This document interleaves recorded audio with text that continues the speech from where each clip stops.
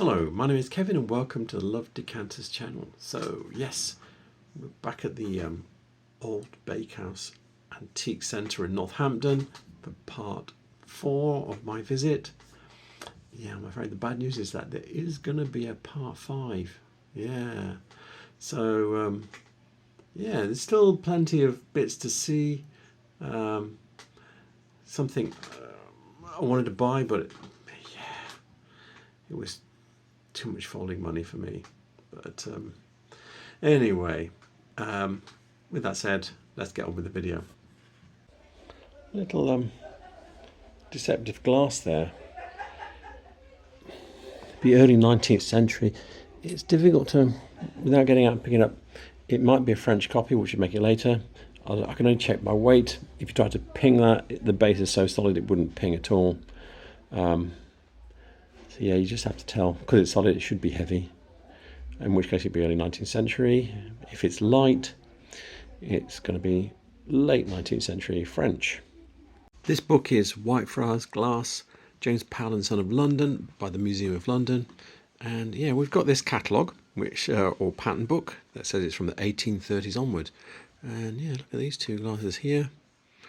These are very close to what we were looking at. The one we were looking at was half full of glass, so to speak, because I don't know, it's not a deception as such, but yeah, it's designed not to hold a lot of drink because so much of it is solid.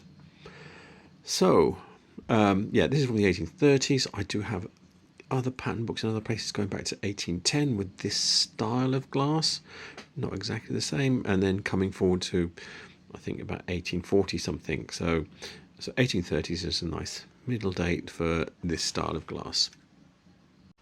A bit of Chinese glass in the back there, and there's some more here. I think oh no, I'm down here. This might be Chinese, it might not be. It's £18 though, and it does look, oh actually Krosno is Polish, so yeah, that's interesting to see with that name etched at the bottom. I wished everybody would do that. Obviously give the game away, but and make me redundant almost from doing these videos. But and the jug's quite stylish, but I don't recognise that at all. Oh, now this is interesting only to me. Okay, it's got Abington Park Hotel etched on it, which is I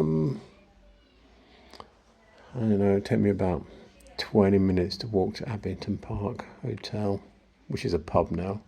But yeah, it's very tempting, that. So if it's got Krosno written on it, it is a specific company, Krosno Glass SA, in the town of Krosno in Poland. It's in southern Poland. I did have a quick look. It's down here, there's Poland, and yes, if this is Poland, it's right near the bottom. So yeah, so Krosno, it's been going since 1923, so it's 100 years old. And you see quite a lot of glass. People say Krosno, I think, for almost everything Polish. I feel like that. From what I'm hearing, there's lots of companies. I did have a quick through. Yeah, so I clicked through to glassmaking companies in Poland, and I got these three. I know that's not right because I was also just doing a quick hunt about, and I found this one, Solbika, another glassmaking company. So yeah, fancy website. But anyway, yeah, I think I need to dig deeper into, but if it's got Krosno in it, it's definitely Krosno Glass SA from that town. But I don't really know much about them. I just know that they make a lot of handmade, hand-blown glass. This is something I need to dig into because they're still making glass today, exporting it to us in the UK. And yeah, and some of it's just got, they have a little plastic label that they use, which has got handmade glass with a glass blower on it, and that usually means it's Polish. But anyway, I will do a video on Polish glass at some point, or at least on the Polish glass makers, because I don't think I've got much in the way of catalogues, etc. Here's something interesting as well. There's crackle vase. Now, I always thought these were Romanian until recently. I've been told these are Stevens and Williams. And this one is a celery vase. But yeah, that's quite interesting. I will ask the man and double check and maybe come back on that one. So I asked the man, his name is Matt, and he said, yes, it's Stevens and Williams. I said Romanian then, I meant Czech. Sorry about that. But anyway, yeah, Matt says yes. So it is Stevens and Williams. If Matt is right, I'm going to take all the credit. And if he's wrong, well, it's his fault. No, I'm sure Matt's right because he's in this deep. He also owns all of these. And if you look at this one and this one, it's exactly the same shape. And this one is the same color. So yeah, he's in deep with these vases. So if he's got it wrong, he's wrong big time. But I think he's right. He knows his stuff on this kind of art glass. So I'm happy with his prognosis. So this is the front room of the bakehouse. This is where the shop would have originally been. And yeah, I think this is Slow Union. This looks Murano. In fact, I'm pretty certain it's Murano. What's he got written on it? Nailsea. Yeah, that's not right. That's Murano. I'm trying to think of. I'm going to try and find that. All these Italian names are pinging into my head. So the type of glass that is, it's Murano Latticino. Okay, so I had a little look, did a search on Latticino to see, does it exactly appear? There's quite a lot with clear handles, little Latticino jug vases with handles, you know, double handle like that. I can't find an exact match, but almost every one looks different. So yeah, so another different one, and then you look down and you see another different one and another different one. One thing that comes up quite often is the name Zanferico. So jump forward, Zanferico, and another different jug with little clear handles. And another one. Well, that's just that is a jug, vase, I should say. But yeah, there's another little vase, a little bowl with clear handles. You can see there's a theme here with quite often. Now I'm not seeing any. There's another one with little clear handles. Yeah, vases, another one with little clear handles. Oh, that's the same one we saw before. There's one with little handles down the bottom. So I think it's this. I can't say for certain because there's another different one with clear handles. But you get the idea. It is this kind of glassware where it's a vase with two little handles on each side that are in the clear. There's another different one. Yeah, I could probably scroll forever. There's another one with even wiggly handles. Yeah, so, and another one. I think it's this. I'm not certain. I've looked at prices. It's difficult to tell. Once you get into the sort of like Latticino stuff, size and complexity seems to be everything. And I think it's looking at the sizes that I've looked in eBay and looked at different things. A lot of them are small, so the prices are low. This is kind of like not huge, but not, you know, the price. Let's see what prices we've got on the top of here. If we scroll back up, you can see a lot of these are little dinky things. And then if you go back to, I think it was here. Yeah, you see some whoosh, getting away prices. You know, suddenly the price, you get a big comport and the price jumps away to 233. Another one, 138. This little vase, 1. You know, so the prices do jump away.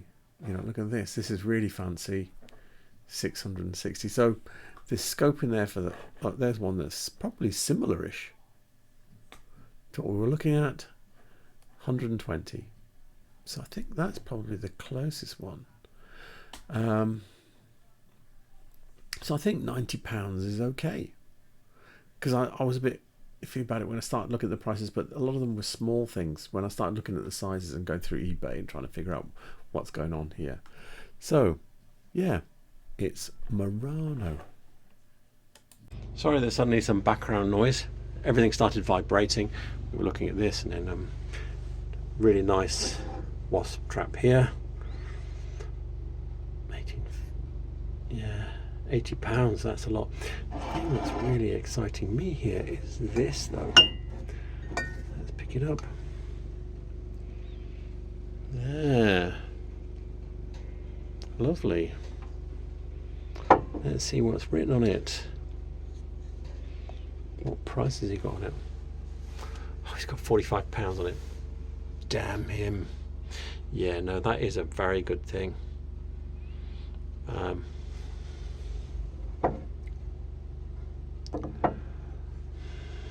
I think this is an early 19th century one.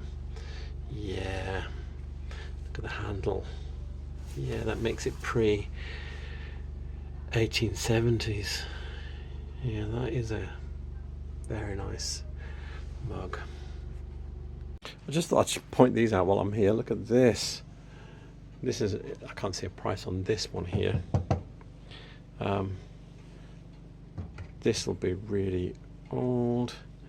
There is a price on the one below. There's this one with the little notches and a little bit of carving on it. 1680 to 1730, £350.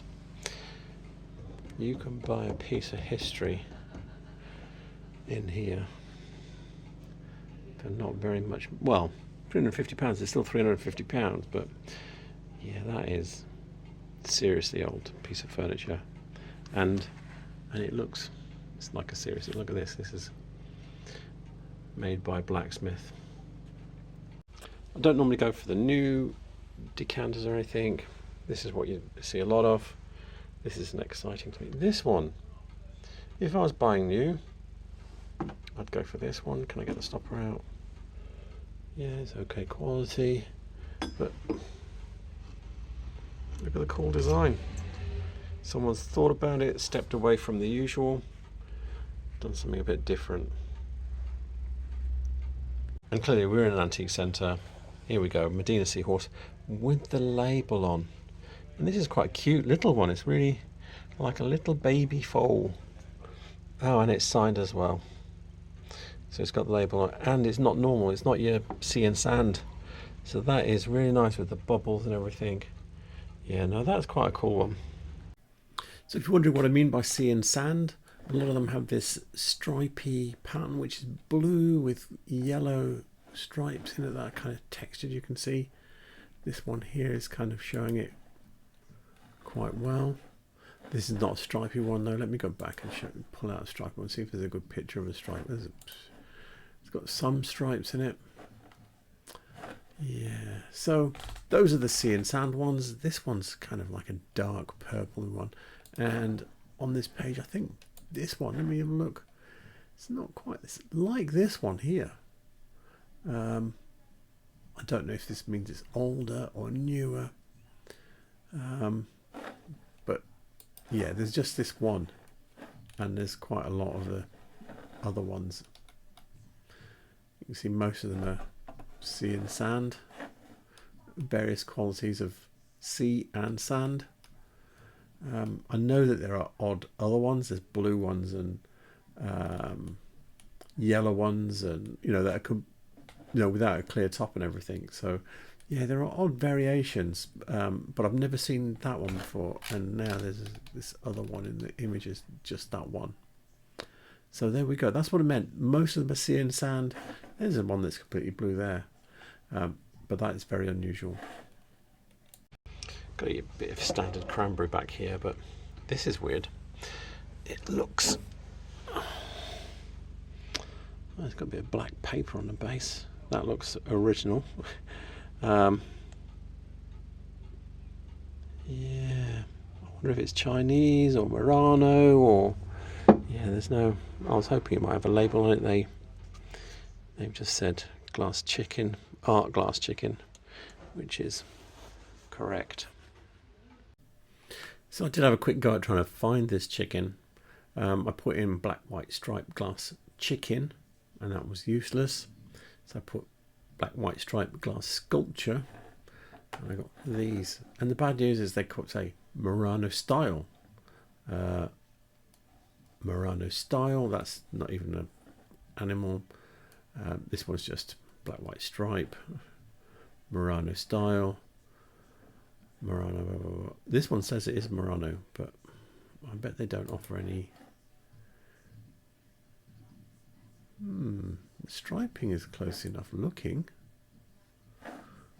So I didn't even dig into this one. I just thought they all said style. Does he give any more? No. So he doesn't really know. Well, if he does know, he's not giving you any references for it, which if he knew, he would probably give in order to get the price that he wants. So no, don't know. I was just about to walk back and I just spotted this hidden around the corner. That's really, it's a salt, I think, little pressed opalescent one. I think this looks like it's really very Victorian. And that's quite cool for a salt. The opalescent glass, if it was clear it wouldn't be anything, but yeah, that makes it stand out a bit. I very much doubt I can find it, but I might have a quick look. Got some hot glasses here. They look like really good quality Bohemian ones. I can't see any labels. And how many are there? 6. And they are all the same pattern, although you've got 2 odd colours. You've got just one of those, but you've got 2 of those and 2 of those, which is a bit, implies that there might be a couple missing.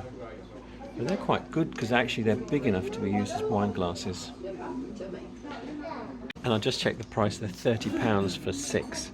So that's £5 each. Those probably cost like 50 quid a piece when they were new. This section has stuff that's really for sale for charity. Spotted these 2 little salts here. These are Davidson's Chippendale pattern ones. So they're probably 50, 60 years old. And the rest of the stuff in here I don't recognise. There is another shelf. I'll jump to that now. So I've come down to this bit here, and there's not much here apart from this little bit of Murano. Look at that. That is a super quality little tiny little pin dish. That is nice. I don't know how much that is. Yeah, that is. I can't see any. It's got a serrated edge. Can't see any chips or anything. So yeah, that is a nice little thing. A couple of decanters here. Late Victorian one with the ferns. It's a reasonable quality one. Come back to here. And then you've got this one here that looks Edwardian. This is a very nice quality. Look at the etching. 18. Yes, that's quite a decent one, that one. So I thought I would test my own BS on the fern thing, saying it's late Victorian. And I thought, right, I have a really good succession of catalogues in Sowerby running through that period. And there are no ferns prior to 1885. We've got a few catalogues before then. We've got a full catalogue from 1874. It's a fern-free zone. And then, You get to 1785, and it's quite a lot. It's in 2 parts, so yeah, there's a bit more there. Then if you go to part 2, you got the Decanters that have got it on, and a few other bits and pieces, and then you go to 1892, and yeah, there's more.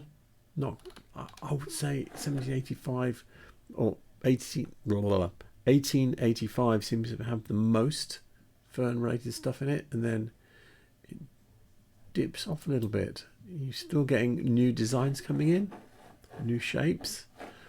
This is 1895. Then you've got 1898. You've still got some. 1907. There's a bit less now. I've picked up something that's a bit different again. And then 1912. We still have some. Not as much now. There's still a few bits floating around. And then when you get to 1922, this is it. This is all of it. So I think that's probably the death of it. And yeah, and in fact this page has got big lines through it, so it might be they're not even doing these pages by 1922. So in fact lots of this stuff has got big lines through it. But anyway, yeah, I think it does survive the test of saying late Victorian. It might be made later. You would have to pin it down to specific designs from specific companies. That's going to be unlikely.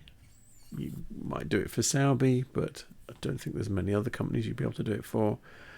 Yeah, I think late Victorian is a good dating for them, even though they were made into the early 20th century. This is funny because this is the same as the bowl that we saw outside, with the base and everything. This one's pink, not green. That is funny. £16. Frosted pink. I am going to try quite hard to find it. So I really started looking hard for this plate.